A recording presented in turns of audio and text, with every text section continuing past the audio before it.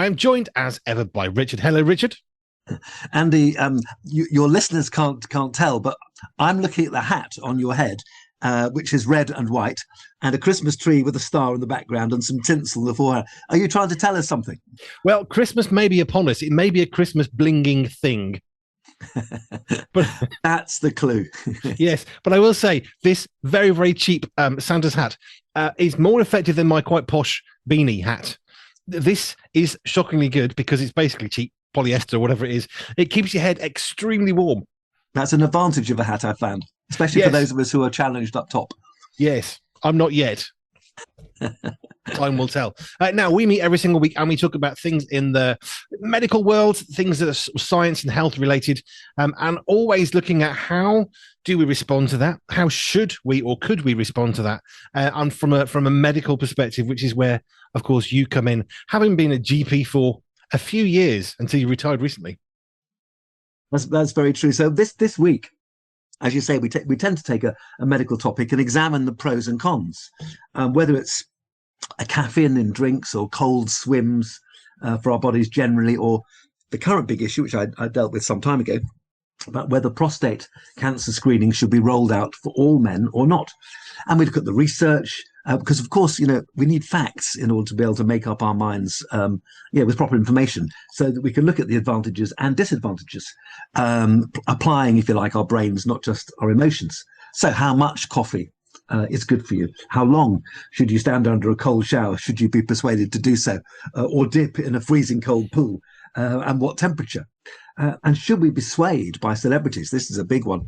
Should we be swayed by celebrities who are promoting whatever, in this case, prostate screening, with more joining in practically every day? David Cameron's just joined in. Yeah. Or should we listen to scientists, with 20 years plus history, and their reasoned opinions? How is it a question I think you can see where I'm coming from, but celebrities are powerful. Okay, David Cameron was Prime Minister. I know he had lots of abilities, and he's not a doctor to my knowledge. As far as I'm aware, Andy, that's absolutely true. No. And he's just using his personal experience to make a general point, which frankly he's not trained for. Anyway, overall, I've enjoyed all the hot topics which have come my way. Some from Andy, some from my own reading. I might say some from our listeners. But today I'm going to pose another question, or some questions, but in relation to something all too common and frankly a tragic subject, which is in the media every week. And what triggered this thought was my wife organised us to go to a London play just last week at the Apollo in Piccadilly, called Punch. And it portrayed a true life crime in 2011, where a Nottingham thug, Jacob Dunn, who was high on drugs and alcohol and used to fighting, heard that his friends were in trouble in a bar in Nottingham and waded in, attacking a young man, James, who was minding his own business, who wasn't causing any trouble at all. And Jacob punches James just once, but James falls to the ground and dies over the next few days from the head injury as a result of his head hitting the ground. And it's a tragic life event, combining obviously grief from his family with a young man making bad choices and becoming increasingly violent. But it's what happens next that brings the play more to life. Now, I'm not going to do a complete spoiler because I'm going to say, go and watch the play because it's fantastic, really well acted. Jacob, the thug, is sensationally well acted. But what happens next is that an organisation called Restorative Justice, RJ, gets involved. And what Restorative Justice does, and I'm just going to spell this out really for listeners, because I vaguely knew about it, but this is what it does. It brings together those harmed by crime with those responsible for it, to find a way, if you like, to repair the harm as much as possible and move forward. And it's a voluntary process, so both sides have to agree to share the impact of the crime, which of course is very hard for the victims, but it's also very hard for the aggressors, who have to learn to take responsibility, understand the impact of what they've done, and make amends. And communication could be, remotely, letter, email, or it could even be face-to-face. So, as I'm saying to people, I'm not going to give you a spoiler about what happens. I'm just telling you the blurb that you can get on the internet, or at the outside the theatre. Go and see the play. Brilliantly acted. So no spoilers. But here's a few questions that Jacob's victims, James's mum and dad, are faced. And this is where I wanted us all to think about it tonight. Number one, do they reach out to their son's killer? If so, how? And could they bring themselves to meet with him in person and shake his hand? And the $64,000 question for those of us of a certain age is, could they ever forgive him? So I'm going to stop there and leave you to find out. But the big picture they all had to face is one I hope that we will never have to face, which is, could you forgive your child's killer, your partner's killer, your parents' killer? And of course, this is a question faced recently by Charlie Kirk's widow in America. And very early on, within days, she chose to forgive the killer. And I vividly remember some years ago, reading one of these awful articles about a terrible chase where a young lad of 16 was fleeing a gang who catch up with him inside a bakery and stab him to death. And he and his mum were strong Christians, and she forgave the killer.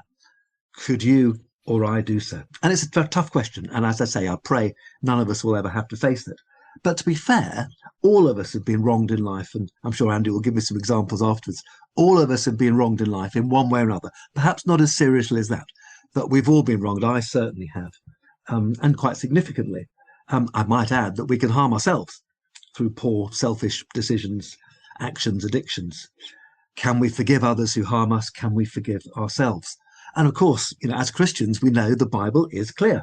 We must do so.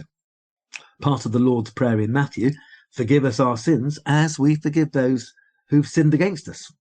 Whatever the sin is, even if it's something completely terrible like murder or paedophilia or whatever.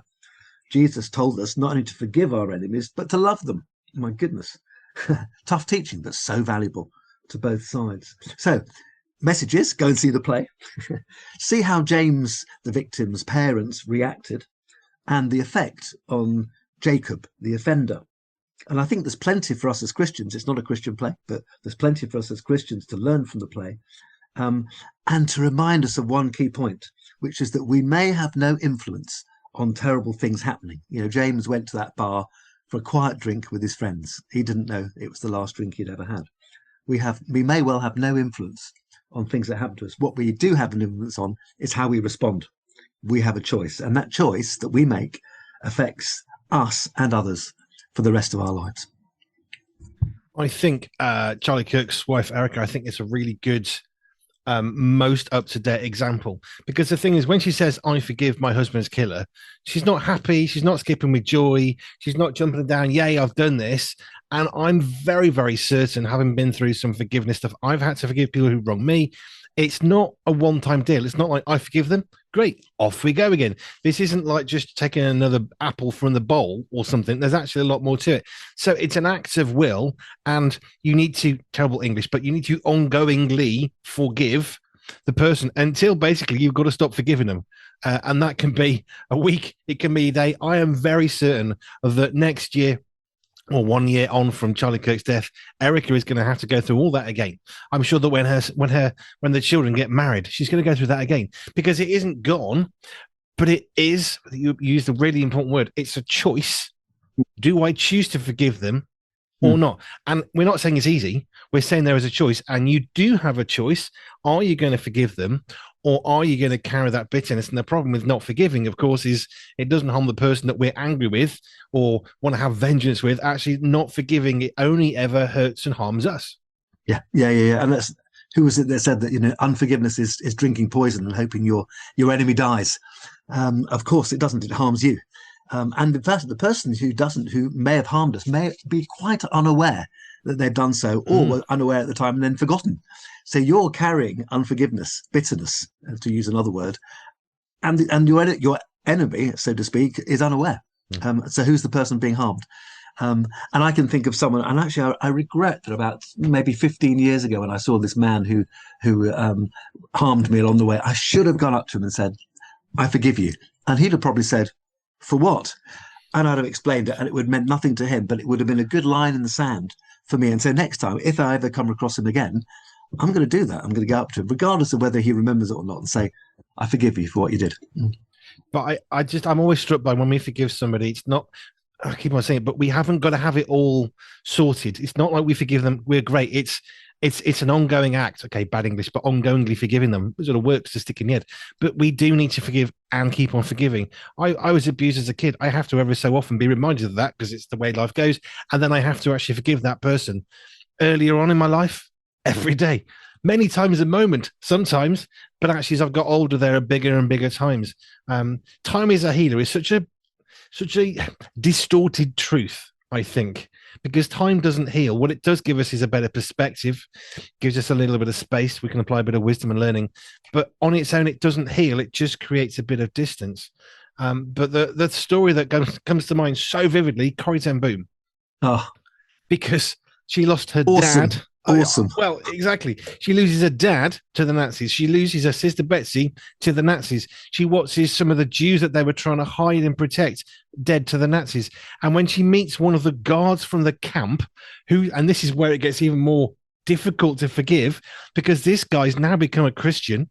He's talking about the importance of acting righteously. And Corrie ten Boom, all she wants to do literally is kill him.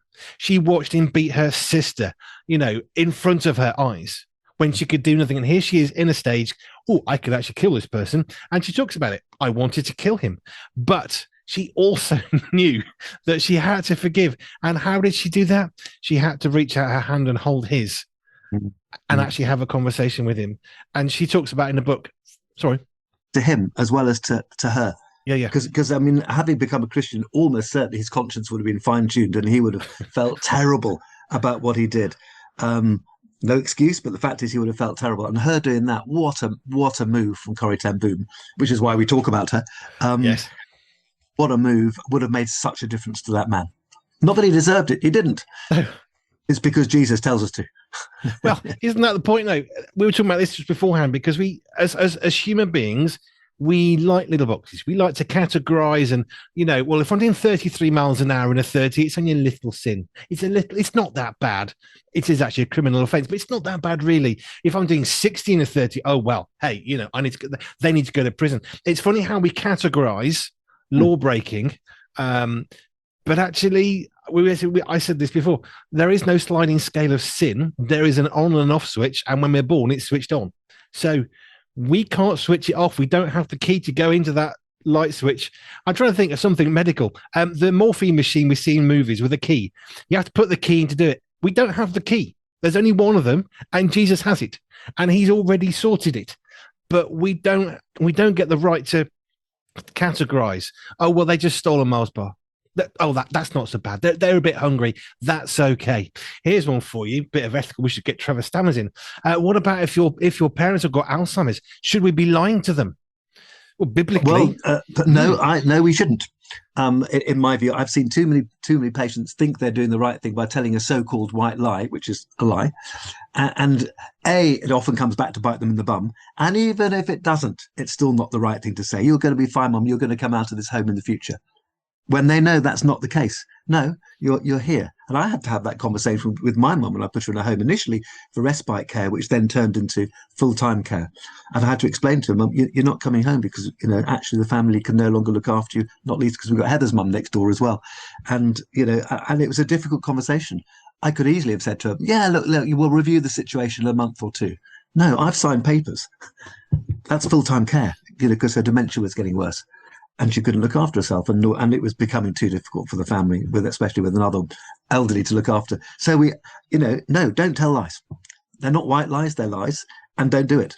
It's not only is it not worth it, it's simply wrong. I didn't think we were going to go into ethics. I suppose we should have done. Another story from Corrie ten Boom. One of her, was it sister or sister-in-law? I think it was, who religiously told the truth.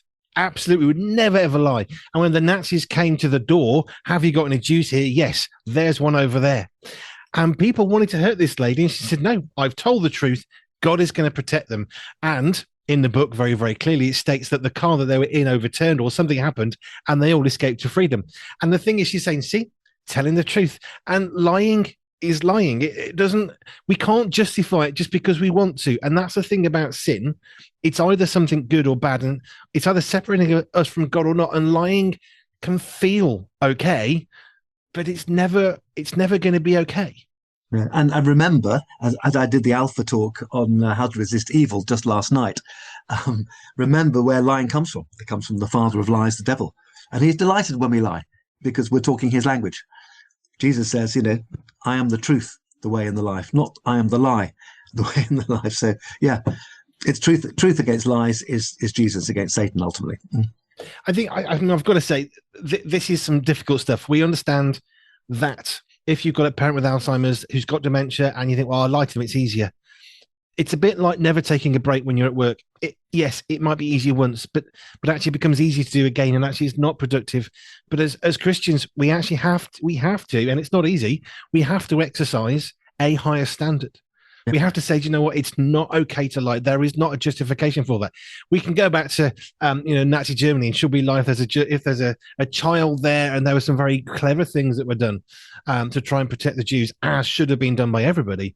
Obviously, many didn't, sadly, but actually, it's still a lie. And where's Trevor when you want him for the ethics? It's still a lie. Yeah, I mean, the way I phrased it to my mum, just in case anyone thinks I'm being cruel or heartless here, I said to look, you looked after me wonderfully when I was a child. When in those days, of course, you made much better decisions than me. And I'll be honest, now I make better decisions. And I'm doing this for your good. I'll be visiting you all the time. We're going to look after you. It's a lovely place. It's the best nursing home, the whole patch. In fact, it's even a Christian nursing home that you're in. But that's the way it's going to be in order for the whole bigger picture to work well. And she got it. I don't think she particularly liked it, but she got it. And I was honest with her that this is the situation. It's not perfect, but then having dementia is not perfect. That's just the way it was. And yeah. Forgiveness is hard because we want to be free of pain.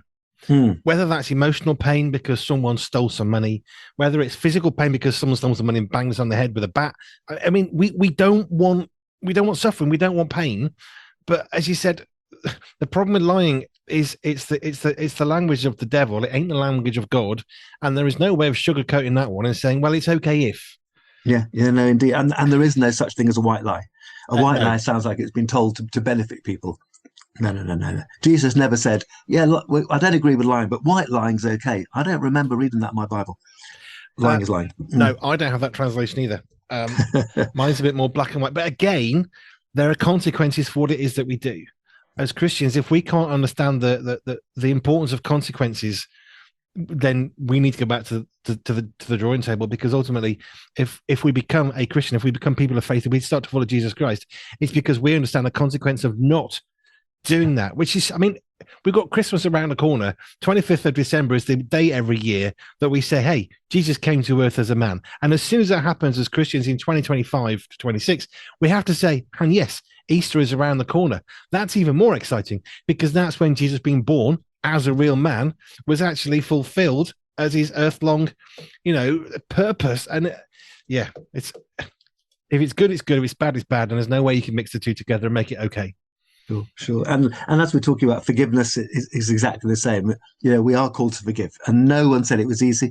No one says that you want to do it. No. And it's nothing to do with the other person deserving it. Never says that in the Bible. It says forgive as I have forgiven you. And that's it. Very tough, but because God knows what's best for us. Once we realize that, once we know that his boundaries are there, because his boundaries enable us to live better lives, then we might think, well, I don't get it. I don't like it. I certainly don't want to do it. But God tells me to. And obedience is what he really values. God really values our obedience. So let's do it. I think we have to finish with looking at how we can forgive somebody, because the reason we don't want to forgive someone, we want them to suffer. We want revenge. We want them to suffer as we did, preferably worse, with boils. That's the human condition. But the reason why we can forgive as people who have decided to follow Jesus Christ is because of what it says in the Psalms. Revenge is mine, says God. And we can forgive somebody because we're not letting them off. We're letting them face judgment with God as he sees fit. And once you remember that it's not us forgiving them because, we're good. It's a command, not it's good to forgive. It's forgive. Mm-hmm. It's about as straight as it gets, isn't it? Forgive. But actually, if we realize and understand and appreciate that actually God is the one that judges them and us, the reason why we can forgive is then we don't have to be judged. That's what I was trying to say. We don't have to be the judge. That's the job God has already assigned himself. Absolutely. Yeah. Go and see the play Punch. It's called Punch, and it's on in Piccadilly at the Apollo Theatre. I mean, I get no money for spreading the word, but it was very well acted and really punchy. It's really making you think. And my goodness, it's and it's because it's based on a true story. That's what happened. I can also recommend The Hiding Place by Corrie ten Boom. The Hiding Place. If you want to see forgiveness through Nazi Germany cruelty, then that's also something else that will change your will for good. Corrie ten Boom's book is phenomenal, active healing, acting forgiveness. It's just tremendous. Amen. Richard, thank you. This is a really, really tough topic, and we know that. We know it's not easy, but it's the fact that it's not easy doesn't mean to say that we don't have to talk about it. No, that's absolutely right. Thanks, Andy. Right. If you've got any questions for Richard, you can let us know. hello@pure247radio.org. hello@pure247radio.org. You can ask questions or send your thoughts, comments, and etc. And any hot topic issues, let us know. Richard Scott, the doctor. Thank you. Bless you.